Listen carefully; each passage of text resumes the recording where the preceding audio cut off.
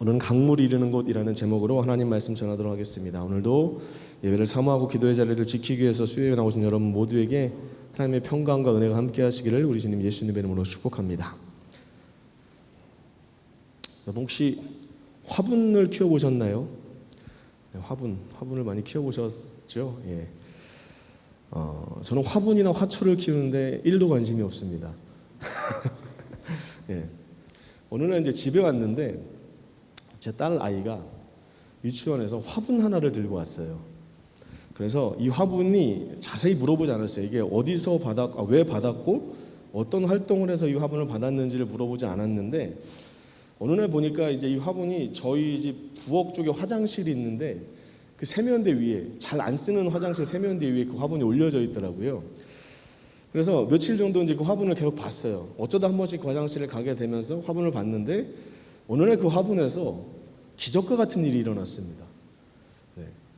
그 화분의 세면대 위에 이렇게 올려져 있는 그 화분에 그 살짝 열린 창틈으로 햇볕이 딱 들어왔거든요.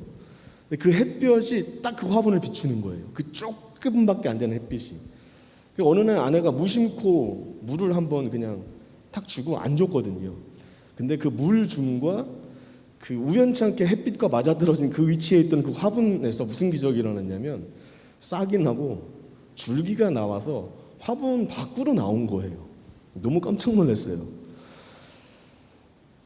보면서 이 방치된 자리라고 생각하는 화장실 안 세면대 위에 있었던 화분인데 그 화분의 위치가 절묘하게 햇빛이 닿는 곳에 있었고 햇빛과 함께 무심하게 부어졌던 그 몇 방울의 물을 통해서 싹을 틔우고 줄기가 나서 화분 밖으로 나가는 것을 보면서 버려지고 방치된 것 같은 화분일지라도 햇빛과 물이 닿는 곳에 있으면 결국 생명을 맺게 되는구나 라는 딸아이의 버려진 화분을 본 아버지의 감상평이었습니다.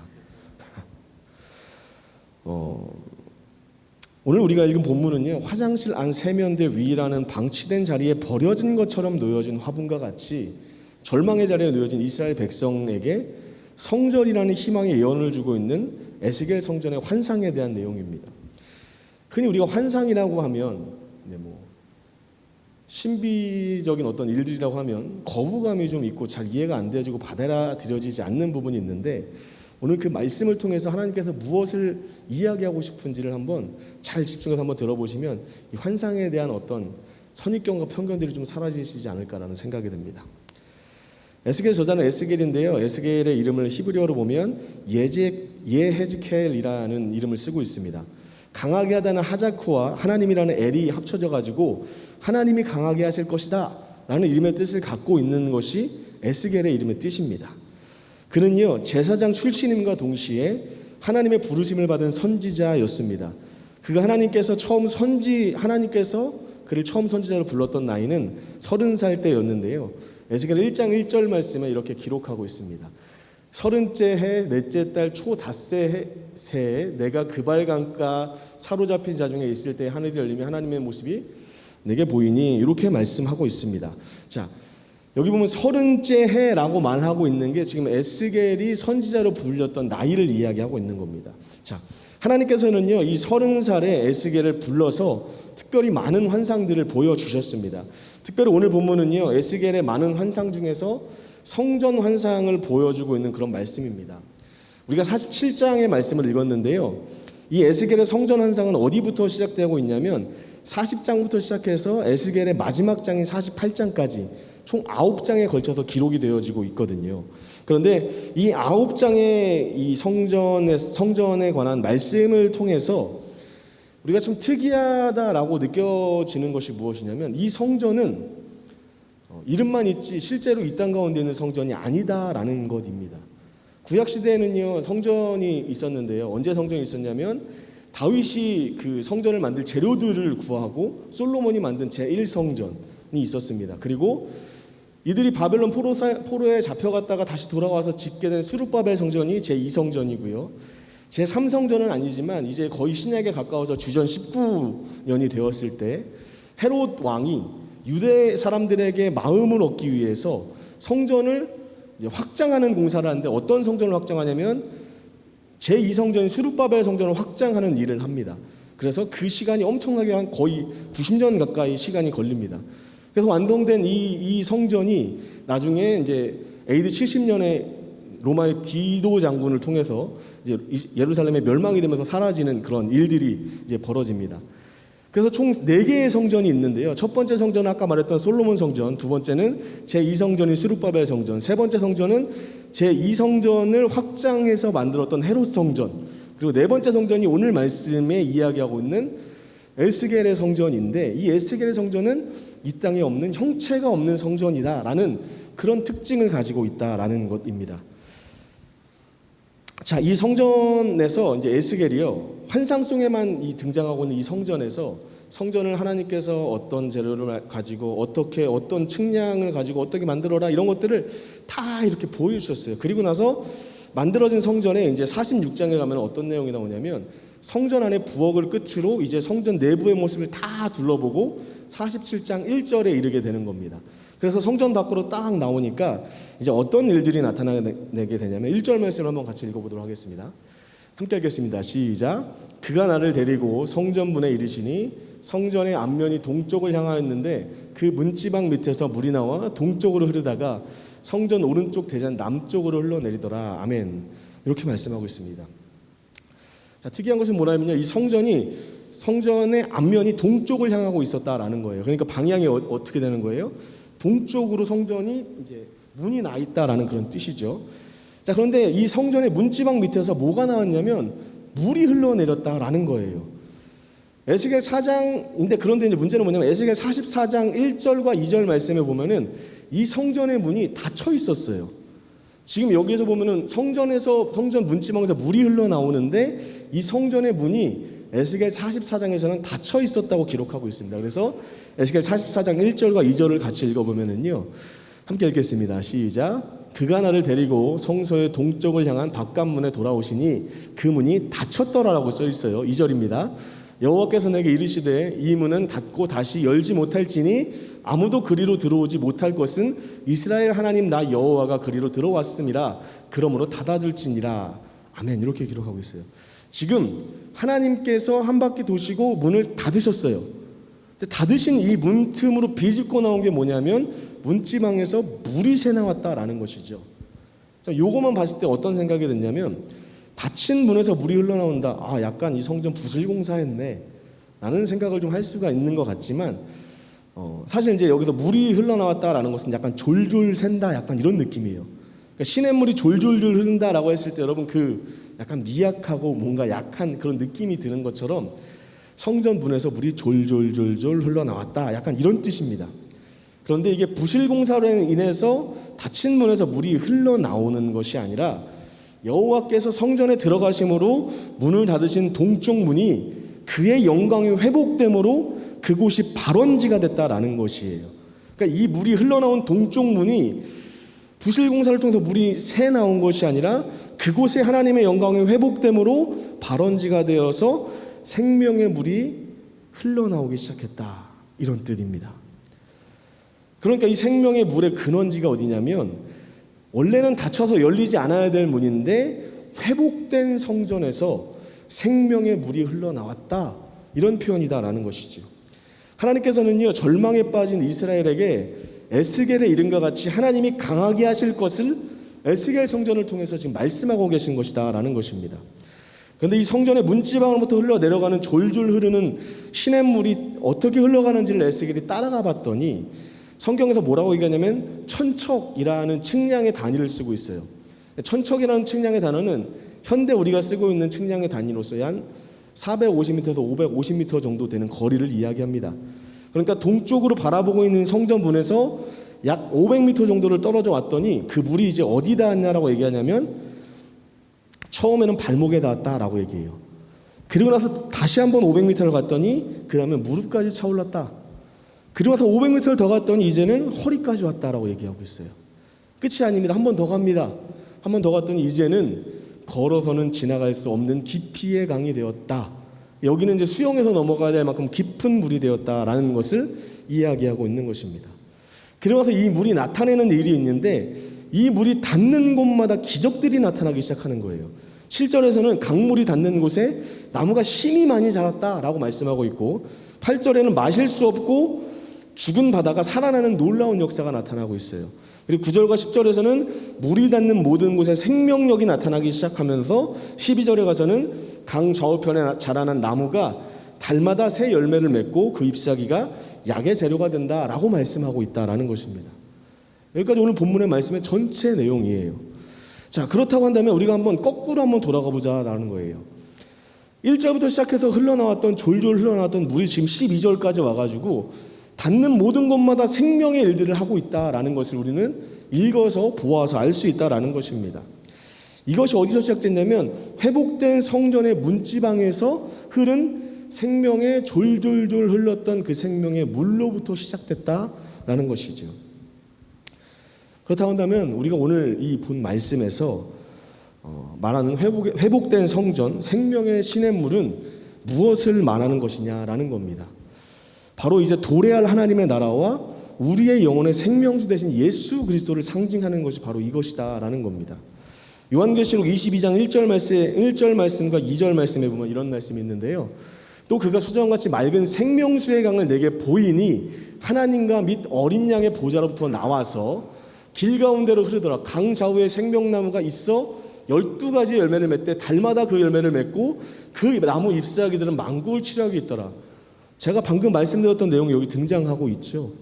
지금 이것은 에스겔에서만 이야기한 것이 아니라 지금 요한계시록에 있는 예수님께서 사랑하시는 제자 요한이 쓴 요한계시록에도 똑같은 환상의 내용이 기록되어져 있다라는 겁니다. 그렇다고 한다면 이 두 환상이 구약과 신약 가운데서 이렇게 동일하게 보여지고 말하여지는 이유가 무엇이냐라는 것이죠. 이것은 지금 새 예루살렘을 뜻하는 거예요. 우리가 참 좋은 단어들을 이단에게 많이 뺏겼잖아요.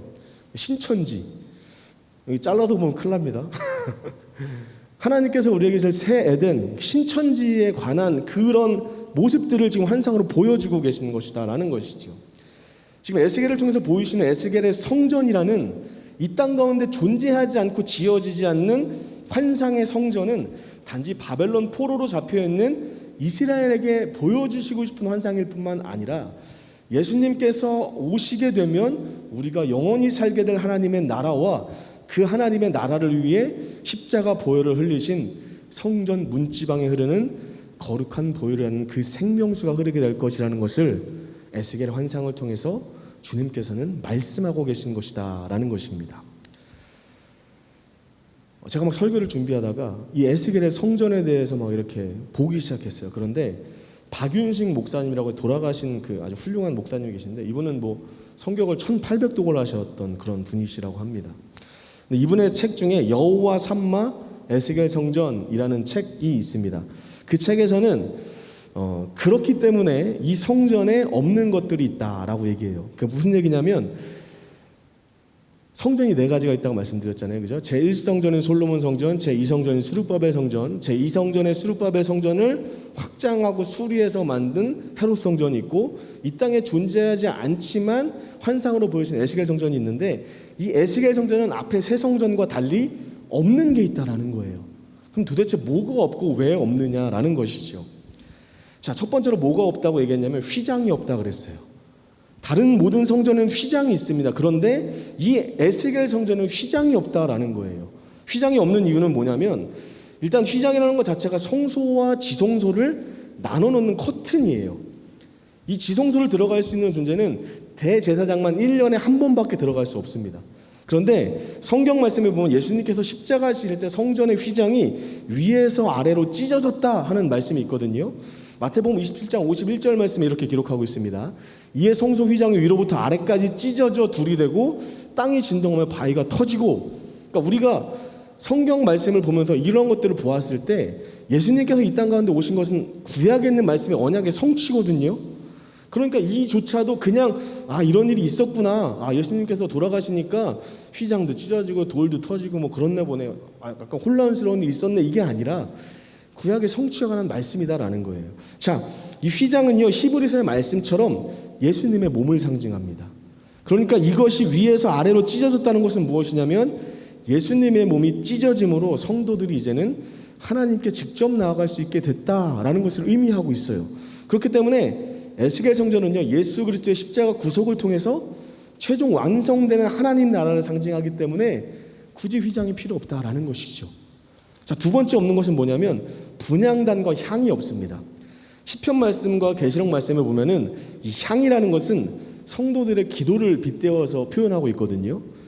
자, 에스겔 성전에 분향단과 향이 없는 이유는 하나님 나라라는 이 하나님 나라를 상징하고 있는 에스겔 성전이 하나님과 성도들이 직접 만나 교제하고 있기 때문에 굳이 우리가 그곳에서는 기도할 필요가 없다라는 것입니다. 자, 그리고 나서 세 번째에서 이야기하는 것은 뭐냐면 진설병이 없다라고 얘기해요. 진설병은요, 하나님께서 베푸시는 떡을 의미하는데 예수께서 자신이 하늘에서 내려온 신령한 떡이기 때문에 진설병이 없어도 된다라고 말씀하고 있는 것이죠. 네 번째는요, 금등대가 없다고 해요. 금등대. 제1성전인 솔로몬 성전에는 금등대가 있었거든요. 그래서 금등대가 성전 안을 쫙 비치면 그 성전 안이 굉장히 찬란하게 비치는 역할을 하는 것이 금등대였어요. 그런데 에스겔 성전에는 금등대가 없다라는 겁니다. 왜냐하면 예수 그리스도께서 빛이시고 그 빛이신 예수님께서 성전에 계시기 때문에 금등대의 찬란함과는 비교도 할 수 없을 만큼 예수 그리스도의 그 빛이 더 찬란하기 때문에 금등대가 필요 없다라는 것이죠. 계시록 21장 23절 말씀에 이렇게 기록하고 있는데 같이 읽어보겠습니다. 그 성은 해나 달의 비침이 쓸데없으니 이는 하나님의 영광이 비치고 어린 양의 그 등불이 되심이라. 아멘. 지금 에스겔 성전에서 있었던 그 환상의 이야기들이 계시록과 굉장히 맞아떨어집니다. 그러니까 맞아떨어진다기보다 평행 구조를 이루고 있는 내용들이 굉장히 많이 있다라는 겁니다. 자, 마지막으로 다섯 번째는 뭐가 없냐면 언약궤가 없습니다. 언약궤. 성전에서 가장 중요한 게 뭐냐면 언약궤예요. 언약궤. 이 언약궤 안에는 중요한 물건들이 세 가지가 있는데요. 첫 번째는 그 안에 뭐가 있냐면 두 돌판이 있어요. 두 돌판은 뭐예요? 하나님께서 주신 계명의 돌판이죠. 그 두 돌판이 안에 있고, 두 번째는 아론의 쌍난 지팡이가 있습니다. 그리고 세 번째는 뭐가 있냐면 항아리에 담긴 만나가 있습니다. 그런데 여러분, 우리가 언약궤라고 하면 굉장히 거룩하고 중요한 것으로 알고 있잖아요. 그 안에 들어있는 물건이 뭐예요? 이스라엘 백성의 수치예요. 이스라엘 백성의 수치가 담겨져 있는 거예요. 이 돌판. 첫 번째 돌판은 깨져서 없어졌으니 두 번째 돌판이겠죠. 그렇죠? 두 번째 돌판은 어떻게 받았어요? 하나님 앞에 아론이 금송아지를 만들었기 때문에 첫 번째 돌판이 깨지면서 두 번째 돌판을 갖고 있는 거잖아요. 그 두 번째 돌판은 그들에게 수치예요.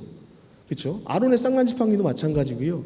만나도 마찬가지예요. 하나님께서 이스라엘 백성들을 막 귀히 여기고 이쁘게 여겨서 만나를 준 게 아니라 이것을 통해서 너희가 하나님을 경배하나 안 경배하나 보겠다 하고 주신 거잖아요. 그러니까 만나도 되게 창피한 것이다라는 것이죠. 이 창피한 것들이 언약궤에 다 담겨져 있는데 예수 그리스도의 보혈의 그 피가 그 위에 임하면서 그 모든 죄들이 용서되어졌다. 이게 바로 언약궤의 의미거든요. 그런데 이 언약궤에 있는 이 세 가지의 물건이 상징하는 의미가 있는데, 첫 번째, 두 돌판의 의미는 사랑을 의미해요. 그럼에도 불구하고 내가 너희들을 사랑한다. 두 번째, 아론의 쌍난 지팡이가 의미하는 것은 부활을 의미해요. 이 지팡이는 싹을 낼 수가 없어요. 근데 거기서 싹이 났다는 건 부활을 의미하는 거예요. 세 번째, 항아리에 담긴 만나가 의미하는 것은 하늘 양식을 의미하는 겁니다. 여러분, 이것이 모두 예수 그리스도를 의미하기 때문에 언약궤도 없어도 된다는 거예요. 왜냐하면 그 하나님의 성전, 에스겔의 성전이라는 앞으로 임하게 될 그 새 예루살렘에 예수 그리스도가 그 안에 계시기 때문이다라는 것이죠. 그렇기 때문에 이 다섯 가지는 없어도 되는 물건, 그 물건은 없다라고 책에서는 그렇게 이야기하고 있는 것입니다. 하나님은요, 에스겔 성전의 환상을 통해서 이스라엘 백성에게 말씀하셨던 것입니다. 성전으로부터 흐르는 생명수를 통해서 모든 것이 회복될 것이다. 실제로 이스라엘 백성들은요, 바벨론 포로 생활을 하면서 70년간 많은 신앙의 업적들을 이뤄냈습니다. 성전이 없었기 때문에 회당 문화가 그때부터 자리 잡기 시작했고요. 그들은 신앙을 지키기 위해서 엄청난 애씀과 발버둥을 치기 시작했습니다. 그 당시에는 신학도 꽃을 피웠기 때문에 그 당시 기록된 책 중에서 우리가 잘 알고 있는 탈무드도 그때 기록되었다라는 것이죠. 많은 신앙의 서적들이 생겨나고 그들은 신앙을 지키기 위한 엄청난 애씀, 그들에게 있어서 유대인들의 신앙이 꽃피기 시작했던 때가 바벨론 포로 기간이었다라는 것입니다. 자, 하나님은요, 그렇게 바벨론에서 자식도 낳고 그 나라를 위해서 기도하고 여러 가지를 하라고 예레미야에게 29장을 통해서 명령하셨거든요. 그 명령하신 대로 이스라엘 백성들은 거기서 최선을 다해서 살아갑니다. 그리고 70년이 되면 너희들을 다시 바벨론으로 회복해서 성전을 건축하게 할 거야 라고 이야기를 하셨는데, 하나님께서는 이스라엘 백성들이 포로 생활을 하면서 있었던 그 상황 속에 이 70년 동안 이 예루살렘 땅을 회복하시는 일들을 하고 계셨다라는 것이죠. 그리고 이 신약에서는요, 이 성전의 문지방에 흐르신 시냇물과 같이 아무도 주목하지 않는 존재가 이 땅 가운데 오게 되는데, 그게 누구냐면 예수 그리스도예요. 얼마나 주목하지 않았냐면, 이 땅 가운데 오셔서 태어났는데 말구유에서 태어나잖아요. 말구유에서. 아무도 주목하지 않았던 그 예수님께서는요, 그럼에도 불구하고 하나님의 아들이셨고 길이고 진리고 생명이셨다라는 것입니다. 그리고 예수님께서는 많은 사람들을 만나셨지만 그 중에 사마리아 여인과의 대화를 통해서 누구든지 목마르거든 내게로 와서 마시라. 나를 믿는 자는 성경의 이름과 같이 그 배에서 생수의 강이 흘러나오리라 라고 말씀하고 있는 겁니다. 그리고 이어 39절에 이 말씀을 기록한 요한은 뭐라고 얘기하고 있냐면, 다음 구절에서 그것이 주님을 믿는 자들이 받게 될 성령이다 라고 이렇게 덧붙여서 이야기하고 있다라는 것입니다. 그리고 주님은 그 약속대로 오순절 가운데 성령으로 임하셨어요. 그리고 성령님은 모든 사람들 속에 거하시면서 우리들을 하나님의 성전으로 바꾸어 주셨다라는 것입니다. 이것이 고린도전서 3장 16절에 기록된 말씀인데요, 같이 한번 읽어보도록 하겠습니다. 너희는 너희가 하나님의 성전인 것과 하나님의 성령이 너희 안에 계시는 것을 알지 못하느냐. 아멘. 여러분, 하나님의 나라는 임하는 것이지만 하나님의 나라는 이미 임하기도 했습니다. 아직 임하지 않았지만 이미 임한 하나님 나라가 있다라는 거예요. 예수님께서 재림하시면 우리는 아직 임하지 않은 하나님의 나라로 가게 될 것이지만, 그 하나님께서 오시기 전에 우리는 주님과 동행함으로 누리는 이미 임한 하나님 나라가 있다라는 겁니다. 그리고서 주님께서는 우리에게 성령을 주시면서 뭐라고 얘기하시냐면, 너희는 하나님의 회복된 성전이다, 너희는 하나님의 거룩한 성전이다 라고 이렇게 말씀하고 계신다라는 거예요. 그런 성전인 우리가 이 세상을 살아가면서 해야 될 일들이 있다라는 것이죠. 창세기 12장 가운데 아브라함을 통해서 하나님께 주신 축복이 있습니다. 그것은 무엇이냐면 하나님의 자녀됨의 축복이에요. 이 축복은요, 아브라함에게 축복일 뿐만 아니라 이 시대를 살아가는 우리에게도 축복인데, 이것은 하나님의 자녀가 됐다는 축복일 뿐만 아니라 우리에게 맡겨진 사명이라고도 말씀을 드렸습니다. 우리는 하나님의 자녀로서 이 땅 가운데 살아가야 될 사명을 갖고 있어요. 이 사명을 가지고 살아가면서 우리가 해야 될 것이 무엇입니까? 이것을 전하는 일입니다. 하나님께서는요, 우리를 성전으로 부르시고 이 하나님께서 주신 복을 세상 가운데 흘려보내라고 말씀하시는 거예요. 나를 변화시키시고 나를 살리신 예수 그리스도의 그 보혈의 은혜, 성전 문지방을 통해서 흘러나온 그 작은 생명수 하나가 깊은 강물이 되어 닿는 모든 것을 변화시키고 살렸던 것처럼, 거룩한 성전인 너희는 예수 그리스도를 통해서 변화되지 않았느냐? 그렇다고 한다면 너희도 이 세상 가운데 나가서 너희를 통해 흘러가는 예수 그리스도의 사랑을 통하여서 너희가 살아가는 삶의 모든 자리에서 그 살아있는 예수 그리스도의 보혈의 은혜로 모든 것들을 살려내는 은혜가 너희 가운데 있어야 한다라고 명령하시고 우리에게 복을 주셨다라는 것을 우리는 기억해야 할 줄로 믿습니다. 우리가 이 땅 가운데 살아가면서 하나님께서 보여주신 그 에스겔의 성전, 이스라엘 백성들에게는 그것이 소망이었어요. 예레미야는 분명하게 이야기했습니다. 우리는 멸망할 겁니다. 그것이 하나님께서 예레미야에게 주신 사명이었어요. 그걸 선포하라고 명령했어요. 그 당시 유대 사람들은, 남유다 사람들은 우리는 멸망하지 않을 거라는 그 희망을 붙들고 있었는데, 하나님께서는 예레미야 선지자와 에스겔 선지자를 통해서 너희는 망할 거야. 그러니 바벨론에서 너희들은 그때를 기다리며 회복의 날을 기다리며 열심히 살아가라 라고 말씀하셨거든요. 그렇게 이야기했던 예레미야도 예루살렘의 성전, 제1솔로몬 성전이 무너지는 거 보면서 통곡했다라는 겁니다. 그 통곡은요, 예루살렘의 성전이 무너질 것을 알았던 예레미야뿐만 아니라 그 당시 유대의 사람들, 남유다의 모든 사람들의 통곡이었을 것입니다. 성전은 하나님이 임재하시는 곳이라고 분명히 성경은 말씀하고 있는데 그들에게 하나님이 없는 것처럼 보였다라는 것이죠. 그들에게는 이제 하나님도 없고 성전도 없고 이제 우리는 어떻게 해야 되지? 마치 목자를 잃은 양처럼 방황할 수밖에 없는 그들의 삶이었다라는 것입니다. 그런 삶 가운데 하나님께서는 에스겔을 통해서, 에스겔의 환상을 통해서 에스겔 성전의 환상을 보여주시면서 그들에게 절망만이 있는 것이 아니라 너희에게 이 성전을 통해 희망을 주겠다라고 말씀하고 계신 것이다 라는 것입니다. 이 말씀은 오늘을 살아가는 우리에게도 희망이 될 뿐만 아니라 사명이 된다라는 사실을 기억해야 될 줄로 믿습니다. 주님께서는 우리에게 우리가 살아가는 삶의 자리 가운데서 하나님의 나라의 자녀로서 복을 흘려보내야 될 사명감을 주셨다라는 것입니다. 예수님께서 이 땅 가운데 오셔가지고 하셨던 일 중에 대부분, 아니 전부는 하나님의 나라를 선포하고 드러내는 것이었습니다. 주님께서 우리 가운데 명령하시고 원하시고 바라시는 것, 그렇다면 무엇일까요? 우리에게 주신 지상사명이 무엇일까요? 하나님의 나라를 전하는 것입니다. 그렇다고 한다면 우리에게 먼저 하나님의 나라가 임하고 그 하나님의 나라를 경험하고 있어야만 우리가 그 하나님의 나라를 전할 수 있다라는 것입니다. 말씀을 정리하겠습니다. 오늘 에스겔의 성전에 대한 말씀, 에스겔 47장 1절에서 12절 말씀을 통해서 보았는데요. 이것은 당시의 절망 가운데 있었던 이스라엘 백성들을 향한 하나님의 희망의 메시지였을 뿐만 아니라 오늘을 살아가면서 재림하실 예수님을 향한 하나님의 나라를 꿈꿔야 될 우리들의 모습이자 이 땅을 살아가며 하나님의 나라를 전해야 될 우리의 사명인 줄로 믿습니다. 이 말씀을 기억하면서 저 여러분에게 살아가는 그 삶의 자리에서 다른 어떤 것도 분명 중요하지만 하나님의 나라를 전하기 위한 그 마음과 믿음 그리고 살아냄을 통하여서 우리가 살아가는 모든 곳에 생명샘이 흘러가고 살아 역사하는 은혜가 흘러갈 수 있기를 우리 주님 예수 그리스도의 이름으로 축복합니다. 함께 찬양하고 기도하도록 하겠습니다.